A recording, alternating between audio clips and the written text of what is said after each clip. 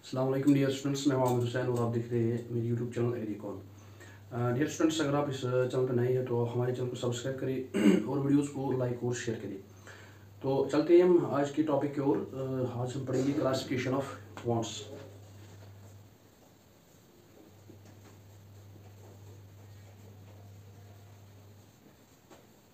As you know कि जो पिछला लेक्चर है, पिछले लेक्चर में हमने पढ़ा था ह्यूमन वांट्स। जो बेसिक कॉन्सेप्ट ऑफ इकोनॉमिक्स है उसमें हमने पहला टॉपिक पढ़ा था। बेसिक कॉन्सेप्ट में हमने पहला टॉपिक पढ़ा था ह्यूमन वांट्स। तो ह्यूमन वांट्स में हमने पढ़ा था कि what is a human want. Human want क्या होती है? It is a strong desire for anything that is backed up by money and ability to purchase. उसके बाद हमने पढ़ा था characteristics of human wants. Human wants की क्या कैरेक्टरिस्टिक्स होते हैं? ह्यूमन वांट्स रिपीट होती है, रिकर होती है। Human wants are unlimited in nature. Human wants are competitive, they are complementary. Different हमने कैरेक्टरिस्टिक्स पढ़ी थी। तो उसके बाद हमने पढ़ा था Indian philosophy of limiting wants. ये कहती है कि इंसान को अपनी जो वांट्स है वो रिड्यूस करनी चाहिए, लिमिट करनी चाहिए, so that he can be satisfied life. तो आज हम पढ़ेंगे classification of human wants. Human wants को क्लासिफाई किया गया है डिफरेंट टाइप्स में, like collective and individual wants. Human wants को डिफरेंट क्लासेस में क्लासिफाई किया गया है। One is collective and individual wants. Collective wants क्या होती है? कलेक्टिव वांट्स ये होती है कि these are the desires for something by a group of people, desire for something by a group of people, or we can say a community। एक community की क्या डिज़ायर है? किसी चीज़ के लिए एक कम्युनिटी की डिज़ायर है, एक ग्रुप ऑफ पीपल की डिज़ायर है, या एक नेशन की। तो उनको हम कहते हैं कलेक्टिव वांट्स। तो कलेक्टिव वांट्स क्या होती है? दीज आर द वांट्स या दीज आर द डिज़ायर्स। हम ये कह सकते हैं these are the desires of a people, of a group of people, of a nation in common. Commonly अगर कोई कम्युनिटी की कोई डिज़ायर है तो उसको हम कलेक्टिव वांट कहते हैं। Like for example hospital. एक हॉस्पिटल की जो नीड होती है, डिज़ायर होती है, वांट होती है, ये एक कलेक्टिव वांट है। एक नेशन की, एक स्टेट की, एक कंट्री की, या एक डिस्ट्रिक्ट की हम बोल सकते हैं अपने अपने लेवल पे। तो तभी मैंने कहा कि डिज़ायर जो कलेक्टिव डिज़ायर होती है या कलेक्टिव वांट होती है, collective want is a desire bye group of people और ए कम्युनिटी और ए नेशन। एक ग्रुप ऑफ पीपल की कोई वांट है, वो इन कॉमन है, तो उसको हम कहते हैं कलेक्टिव वांट्स। जैसे हॉस्पिटल है, जैसे कॉलेज, जैसे यूनिवर्सिटी, या जैसे मतलब कोई इंस्टीट्यूट। तो ये एक ऐसी वांट है कि जो कॉमन है एक ग्रुप ऑफ पीपल को, तो उनको हम कहते हैं कलेक्टिव वांट्स। इसी तरह है इंडिविजुअल वांट। इंडिविजुअल वांट्स क्या होती है? Individual want is a want of a person individually. एक इंडिविजुअल की जो अपनी वांट है किसी चीज़ के लिए, तो that is an individual want. इसके बाद दूसरी क्या है? दूसरी जो हमें क्लासिफिकेशन है, दूसरा टाइप है वांट्स का, वो है economic and non economic wants.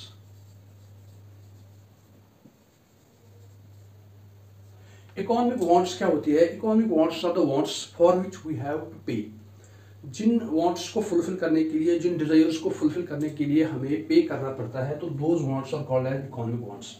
उनको हम इकोनॉमिक वांट्स कहते हैं। फॉर एग्जाम्पल कोई भी चीज़ आप मार्केट से लाते हैं, कोई भी चीज़, pen, pencil, sugar, biscuit, soap, कोई भी चीज़ आप मार्केट से लाते हैं जिसकी आपको डिज़ायर है, तो उसके लिए आपको पे करना पड़ता है। For which we have to pay. कहने का मतलब यह है कि जिनको पे करके ही आप फुलफिल कर सकते हो, जिनको फ्रीली आप फुलफिल नहीं कर सकते हो, विदाउट पेमेंट आप इन डिज़ायर्स को फुलफिल नहीं कर सकते हो, तो इनको हम कहते हैं इकोनॉमिक वांट्स। कोई भी चीज़ हम मार्केट से लेते हैं, उसके लिए हम पे करते हैं, तो उनको कहते हैं इकोनॉमिक वांट्स। इसी तरह से है non economic wants. Those wants for which we don't pay, या मैं ये कह सकता हूँ कि वांट्स जिनको हम फुलफिल करने के लिए पेमेंट नहीं करते हैं, जो हम फ्रीली, जो हमारी वांट्स है, डिज़ायर्स है, वो हमें फुलफिल होती है। तो इसमें एग्जांपल है फॉर एग्जांपल अगर food cooked by our mother, जब हमारी मदर, हमारी सिस्टर जो है वो फूड को कुक करती है, हम खाते हैं, तो उसको कुक करने के लिए उनको हम पे नहीं करते। This is an example of non economic want. अब अगर यही फूड के लिए, इसी फूड को कुक करने के लिए हम कोई मेड, अगर हम किसी मेड को पे करते हैं, सैलरी देते हैं, तो देन एट दैट टाइम जो food cooked by a made जो है वो आएगा, जो ये वांट है। तो इस टाइम जब हम अपनी वांट को फुलफिल करेंगे, तो इस टाइम जो ये हमें कुकिंग की जो वांट है ये फुलफिल करेगी हमारी मेड, तो that time this non economic want becomes an economic want. तो फूड जो है कुकड बाय अ मेड, ये जो है food cooked by a made, it is an economic want. तो इकोनॉमिक वांट्स होते हैं जिनको हम पे करते हैं, नॉन इकोनॉमिक वांट्स वो होते हैं जिनके लिए हम पे नहीं करते हैं, जो हमें फ्रीली मिलते हैं, जैसे कि फूड कुकड बाय और मदर। हमारी मदर जो फूड कुक करती है, वो कुक करके हम फूड खाते हैं, अपने डिजायर्स को फुलफिल करते हैं। तो जो इसकी जो वांट है ये नॉन इकोनॉमिक है। अब जब ये मेड कुक करेगी तो उसको हमें पे करना पड़ेगा, then at that time it is economic want.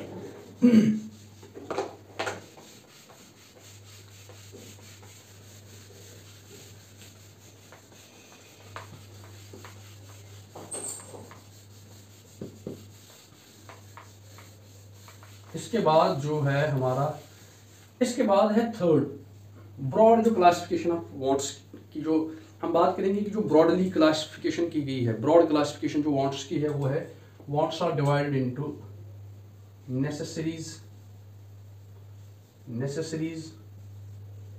Comforts and luxuries. Broadly जो वांट्स है वो क्लासिफाई की गई है इन 3 टाइप्स में। जो मैंने पहले 2 कही, collective wants, individual wants, non economic, तो वो बहुत कम मिलती है बुक्स में।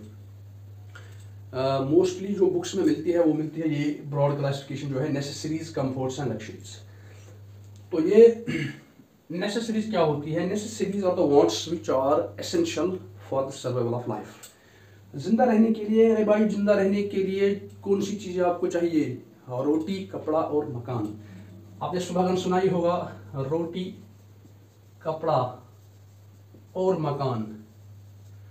ठीक है, रोटी, कपड़ा और मकान जो है ये 3 ऐसी बेसिक नीड्स है जिनके बगैर हमारा जो जिंदा रहना है वो इम्पॉसिबल है। तो ऐसी वांट्स जिनके बगैर जिंदा रहना इम्पॉसिबल है उनको हम कहते हैं नेसेसरीज। इसमें आता है रोटी, कपड़ा और मकान, जिसको हम कहते हैं इंग्लिश में food, clothes and shelter.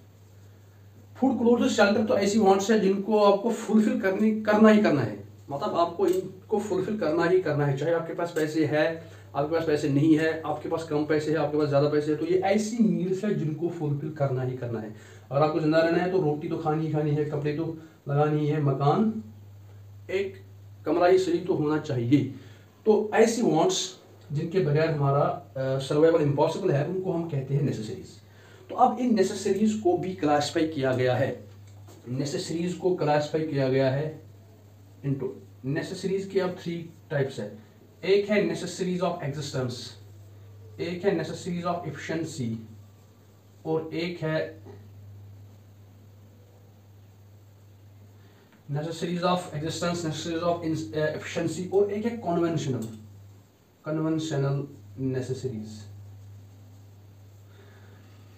Necessaries मैंने पहले ही कहा कि जो बेसिक नीड्स है। अब है नेसेसरीज ऑफ एग्जिस्टेंस। तो नेसेसरीज ऑफ एग्जिस्टेंस को ही हम नेसेसरीज कहते हैं क्योंकि ये वही है जो एग्जिस्टेंस ऑफ लाइफ के लिए नेसेसरी है, रोटी, कपड़ा और मकान। इसके बाद है necessaries of efficiency. Necessaries of efficiency क्या है? ये ऐसी वांट्स है, ऐसी डिजायर्स है जो कि आपकी लाइफ के लिए तो जरूरी नहीं है। These are not essential for the existence of life, but these increase the efficiency of your life. आप तो बैठने को बैठना है आपको, आप नीचे भी बैठ सकते हैं, तो आप चेयर पर भी बैठ सकते हैं। तो ये जो चेयर है, चेयर हम कह सकते हैं इज नेसेसरी ऑफ एफिशिएंसी।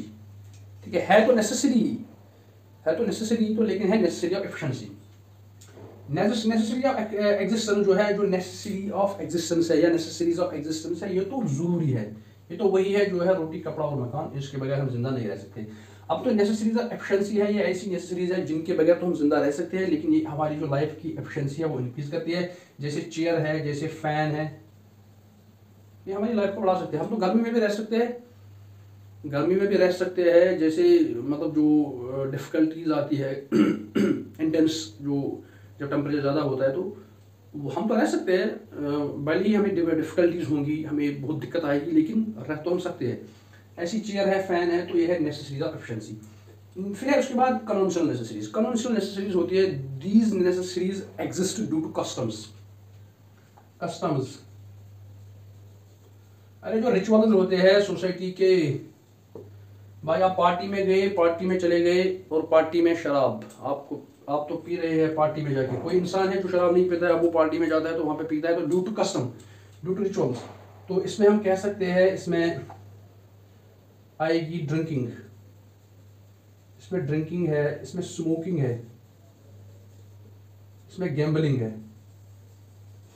अरे भाई जुआ खेलने की आदत होती है किसी को, तो it is due to custom. Drinking करता है कोई ड्यू टू कस्टम्स या रिचुअल्स, उनकी जो सोसाइटी है उसमें रिवाज है कि जब वो मतलब शादी की जो मैरिज सेरेमनी होती है किसी की, तो वहाँ पे वो ड्रिंक करते हैं। तो इसकी वजह से ये ज़रूरी नहीं है पीना, लेकिन इनको कन्वेंशनली इसकी जो नीड है ये एग्जिस्ट होती है इनके लिए। तो due to customs, due to rituals, रीति रिवाज की वजह से ये पीते हैं। या स्मोकिंग करता है कोई ड्यू टू एडिक्शन, को आदत हो गई है। तो गैम्बलिंग भी है इसमें। तो ये है नेसेसरी, कन्वेंशनल नेसेसरीज। ठीक है, इसके बाद हम पढ़ेंगे comforts.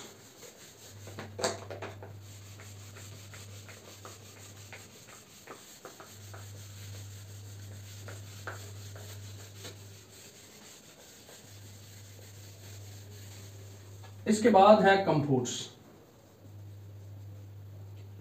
Comforts as the word indicates, जो हमारी लाइफ को कंफर्टेबल बनाते हैं। ऐसी वांट्स, ऐसी जो डिजायर्स है जिनकी वजह से हम कंफर्टेबल लाइफ गुजारते हैं, तो उनको हम कंफर्ट्स कहते हैं।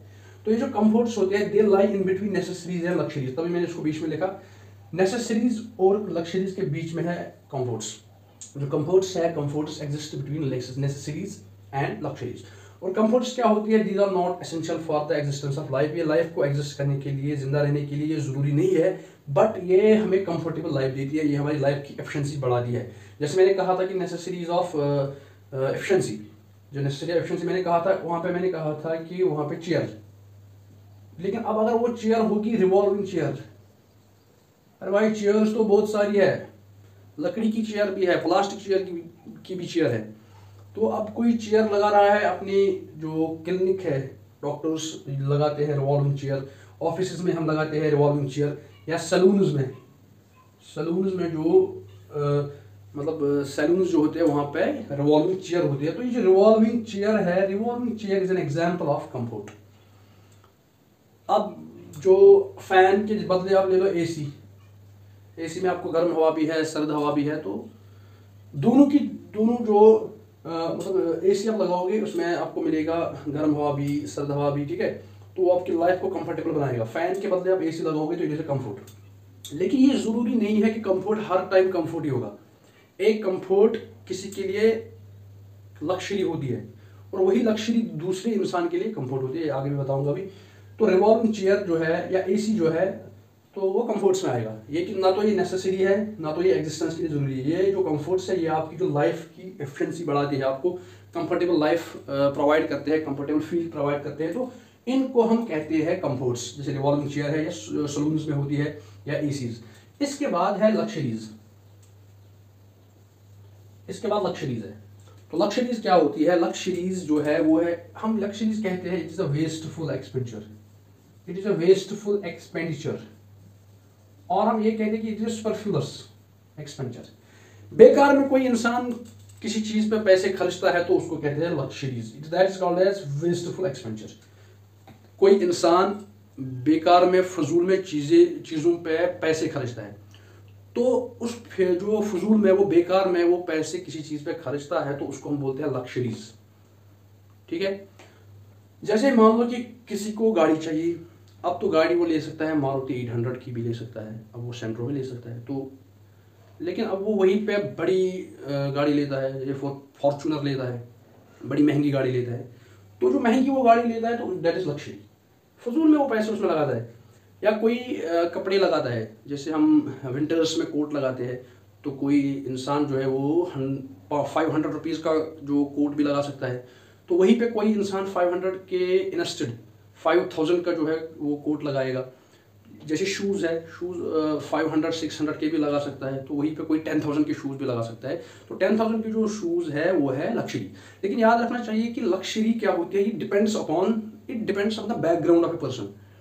कोई इंसान बेकार है, ना कुछ कमाता है, ना कुछ काम करता है, तो फिर वो फजूल में 10,000 के कपड़े लाएगा, 10,000 के जूते लगाएगा, 10,000 का कोट लगाएगा, तो उसके लिए ये है लग्जरी, उसके लिए वेस्ट ऑफ एक्सपेंडिचर। तभी हम कहते हैं कि जो नेसेसरीज है, कंफर्ट्स है, ये क्या है, ये इंटरचेंजेबल है आपस में। These are interchangeable. अगरचे हम इनको अलग अलग पढ़ते हैं नेसेसरीज, कंफर्ट्स, लग्जरीज को, लेकिन these are interchangeable. They can be interchanged. मतलब कहने का यह है कि किसी इंसान के लिए एक चीज कंफर्ट हो सकती है, दूसरे के लिए वो लग्जरी होगी। ये हो सकता है कि एक इंसान के लिए, जैसे फॉर एग्जांपल कोई मिडिल क्लास बंदा है, मिडिल क्लास फैमिली का बंदा है, तो वो हवाई जहाज का जो सफ़र है वो करता है, महंगे हवाई जहाज का वो सफ़र करता है, बड़ी मतलब जो महंगी एयर टिकट से, तो उसके लिए ये है लग्जरी। वहीं पे अगर कोई बिजनेसमैन है, कोई बड़ा रिच पर्सन है, तो जब वो बाई एयर कोई टिकट लेता है, कोई महंगी टिकट लेता है, मतलब अच्छे खासे प्लेन में वो जाता है, तो उसके लिए जो है वो कंफर्ट है। ठीक है, बिजनेसमैन के लिए बाई एयर जाना ये उसके लिए कंफर्ट है, it is not luxury for him. तो कोई मिडिल क्लास है जो बड़ी मुश्किल से जो अपना खाना पीना वो अफोर्ड कर पाता है, तो उसके लिए हवाई जहाज़ में बाई टिकट बाई एयर जाना इसके लिए लग्जरी है। तो वही मैंने कहा कि luxuries, comforts, these are interchangeable. ठीक है, अब ये डिपेंड करता है कि इस इंसान की इनकम क्या है, इस इंसान का बैकग्राउंड क्या है, ये इंसान कमाता कितना है, इस इंसान की जो फाइनेंशियल स्ट्रेंथ है वो क्या है। ठीक है, हम ये नहीं कह सकते कि कोई डायमंड रिंग लगाएगा, डायमंड की जो रिंग लगाएगा कोई, मतलब जो अमीर आदमी होगा, ठीक है, एम्पायर बिल्डर कोई होगा, तो उसके वो डायमंड रिंग लाएगा अपनी वाइफ के लिए, अपनी बेटी के लिए, तो वो लग्जरी नहीं है, वो उनके अकॉर्डिंगली है, उनके फाइनेंशियल स्ट्रेंथ के मुताबिक है, तो वो हो सकता है उनके लिए कंफर्ट है। ठीक है, तो हम ये कहते हैं कि जो नेसेसरीज है, necessaries, comforts and luxury, this can be interchanged. ठीक है, एक इंसान के लिए कोई चीज़ नेसेसरी होती है, तो दूसरे इंसान के लिए वही चीज़ कंफर्ट होती है। जैसे मैंने एग्जांपल अभी दी कि बाई एयर कोई जाएगा बिजनेसमैन, तो उसके लिए कंफर्ट है, या इसके कंफर्ट के हिसाब है, तो वही मिडल मैन कोई जाएगा तो उसके लिए लग्जरी है। तो अब जो ये लग्जरीज है, लग्जरीज को भी हम क्लासीफाई करते हैं, ये जो लग्जरीज है, लग्जरीज को भी हम क्लासीफाई करते हैं इनटू 3 टाइप्स। एक है हार्मफुल लग्जरीज, दूसरा है हार्मलेस लग्जरीज, और तीसरा है डिफेंसिव या डिफेंस लग्जरीज। अब जो ये लग्जरीज है भाई, जो वेस्टफुल एक्सपेंडिचर आपने किया, इसके भी 3 टाइप्स है, एक है हार्मफुल, एक है हार्मलेस, एक है डिफेंसिव। हार्मफुल लग्जरीज कौन सी है? हार्मफुल लग्जरीज ऐसी है जो एक इंसान को नुकसान पहुंचाती है, जो एक इंसान के लिए हार्मफुल है। जैसे यही मैंने कहा था गैम्बलिंग। अब कोई कितना भी बड़ा बिजनेसमैन है, कितना भी रिच है, गैम्बलिंग में लग जाएगा तो कभी ऐसा हो सकता है कि वो जो अपना माल है, अपनी प्रॉपर्टी है, अपनी जो उसके पास सेविंग्स है, अपनी जो वेल्थ है, वो सब कुछ खो सकता है। इस तरह स्मोकिंग है, ड्रिंकिंग स्मोकिंग करने से इंसान को नुकसान पहुंचता है। कोई ड्रिंक करता है तो एक तो पैसे भी ज़ाया होते हैं, दूसरे उसकी हेल्थ भी खत्म होती है, उसकी फैमिली भी इफेक्ट होती है, उसकी बच्चे, सब कुछ, उसकी मतलब लाइफ सारी तबाह होती है। तो यह है हार्मफुल लग्जरी। दूसरी है हार्मलेस जो लग्जरीज है, हार्मलेस लग्जरीज जो है, इसमें वो लग्जरीज आती है जो तो आप लग्जरियस एक्सपेंडिचर करते हो, लेकिन इसकी वजह से आपकी जो हेल्थ है या आपकी लाइफ पे बुरा असर नहीं पड़ेगा। जैसे फॉर एग्जांपल कोई कॉस्टली, या हम कह सकते हैं कोई एक्सपेंसिव फूड खाएगा, बड़े बड़े महंगे फूड्स खाएगा, बड़े महंगे क्लोथ्स लगाएगा, बड़े महंगे जो मतलब चीज़ें हैं वो इस्तेमाल करेगा, तो ये तो luxurious expenditure, but it is not harmful. इसकी सेहत के लिए, इसकी लाइफ के लिए ये हार्मफुल नहीं है, तो उनको हम कहते हैं harmless luxuries. Harmless luxuries are those luxuries which are not harmful for a person, एक इंसान को नुकसान नहीं पहुंचाती है। तो उसके बाद जो है लास्ट इसका टाइप वो है डिफेंसिव है, ये वो लग्जरीज है जो डिफेंड करती है एक इंसान को ड्यूरिंग टफ टाइम। अरे भाई क्या हुआ, एक दिन आपने किसी ज़माने में आपने डायमंड ले लिया, किसी ज़माने में आपने ज्वेलरी ले ली, किसी ज़माने में आपने कोई महंगी चीज़ खरीद के रखी, फिर क्या हुआ, ऐसा दौर आया कि आपकी फाइनेंशियल जो स्ट्रेंथ है वो चली गई, आप फाइनेंशियली कमज़ोर हो गए, आप बहुत गरीब हो गए। जैसे कोविड में बड़े बड़े जो कंपनीज में जॉब करते थे वो अपनी जो जॉब है वो खो बैठे। बहुत सारे जो लोग हैं उनने अपना जॉब जो है लॉस्ट किया कोविड में। तो क्या हुआ कि कोविड से पहले उनको बड़ी अच्छी सैलरी मिलती थी, बड़ी अच्छी सी लाइफ गुजारते थे। तो क्या हुआ कि कोविड से पहले एक इंसान जॉब कर रहा था, तो उसने सोचा कि भाई कभी जा गया वो शॉप पे, वो ज्वेलरी लाई, बहुत सारी ज्वेलरी ला के रखी, जो अपने पैसे थे वो सारे इसमें इन्वेस्ट किए और अपनी ज्वेलरी अपने साथ घर में अपनी तिजोरी में बंद कर दी। और फिर क्या हुआ, फिर कोविड का जो सीन हुआ, कोविड हुआ था, जो आउटब्रेक हुआ था कोविड का, तो क्या हुआ कि इसी में इसने जॉब खो दिया। जब इसने जॉब खो दिया, अरे भाई अब क्या करेगा, अब इसके पास वही ज्वेलरीज है बची हुई अपनी तिजोरी में, अपनी अलमारी में, तो उसने वही उठा के उन्हीं से राशन पानी जो बाकी खर्चे है वो उठाना स्टार्ट किए। तो दैट इज अ डिफेंसिव लक्ष्य। ऐसी लक्ष्य जो आपको डिफेंड करती है, ऐसी लक्ष्य जो आपको बचाती है, जो आपको हेल्प करती है कि टफ टाइम्स में। ठीक है, इस इंसान ने बेचारे ने ला के रखा था, एक दिन इसके दिमाग में एक आइडिया है कि मैं सारी जो प्रॉपर्टी है, अपने पास जो सारी रुपया है, पैसे है, उसको खर्च करके मैं ज्वेलरी ला के रख दूंगा। तो उसको पता नहीं था बेचारे को, कोविड की वजह से हालत ख़राब हो गई, जॉब इसने अपना खो दिया। अब इसको याद आया कि मेरी जो लॉकर है, मेरी जो अलमारी है, मेरी जो तिजोरी है, उसमें तो इतना सोना पड़ा हुआ है। उसने वो सोना उठा के वो बाजार में बेच दिया और वहाँ से उसने पैसे लिए और उन पैसों से अपनी जो लाइफ है वो कंटिन्यू की, अपनी लाइफ को संभाला। तो ऐसी लक्ष्य जो आपको डिफेंड करेगी during tough times, these are called as defensive luxuries. तो ये था हमारा आज का लेक्चर। आज क्या पढ़ा, classification of wants. Once again I will repeat, मैं शॉर्टली रिपीट करूंगा। तो वांट्स हमने क्लासिफाई की, क्लासिफिकेशन ऑफ वांट्स हमने पढ़ी। क्लासिफाई वांट्स हम करते हैं कलेक्टिव एंड इंडिविजुअल। ठीक है, एक ग्रुप ऑफ पीपल की जो वांट है उसको कलेक्टिव वांट कहते हैं, एक इंडिविजुअल की जो वांट है उसको इंडिविजुअल वांट कहते हैं। जैसे ऐसी है इकोनॉमिक वांट्स है, non economic wants are those wants for which we have to pay. जैसे हम बाजार जाते हैं, पैसे से कुछ खरीद लेते हैं, अपनी वांट्स को फुलफिल करते हैं, तो ये economic want. Non economic wants are the wants which can be fulfilled without paying for them। तो ये है। तो इसके बाद हमने पढ़ा broad classification, necessaries, luxuries and comforts. तो हमने ये कहा कि इंटरचेंजेबल है।